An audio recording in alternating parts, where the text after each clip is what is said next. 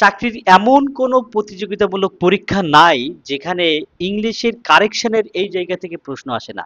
আজকে এমন কিছু প্রশ্ন নিয়ে আলোচনা করব যেগুলো বিভিন্ন পরীক্ষায় আপনি কমন পাবেন। একই সাথে এই উত্তরগুলো কেন হলো, অন্যগুলো কেন ভুল, এটা যদি ব্যাখ্যা সহ জানেন তাহলে আর কখনো ভুল হবে না। আসুন এইটা দেখি আমরা কোনটা সঠিক, কোন বাক্যটি সঠিক। দেখেন এ নম্বরটা ভুল। এর কারণ হচ্ছে he can not pronunciate the word. Pronunciate the word হয় না, এটা প্রোনাউন্স দ্য ওয়ার্ড হলে সঠিক হতো, এই কারণে এই শব্দটার কারণে ভুল। ২ নম্বর দেখেন you always offer me many good advises.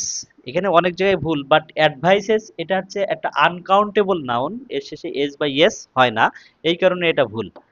দেখেন C number Tuhin is my lovely friend. এই যে লাভলি ফ্রেন্ড এইভাবে হয় না, Tuhin is my best friend এরকম হতে পারে।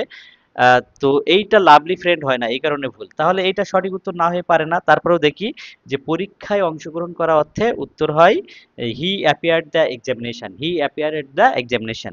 তো এই প্রশ্নটি যদি ভালোভাবে বুঝে থাকেন তাহলে আরেকটা প্রশ্নের উত্তর আপনারা নিজেরাই দিন যে 49 নম্বর কোনটা সঠিক উত্তর। There is no place in the bench, I go to bed, it is a nice poem, I went to my house।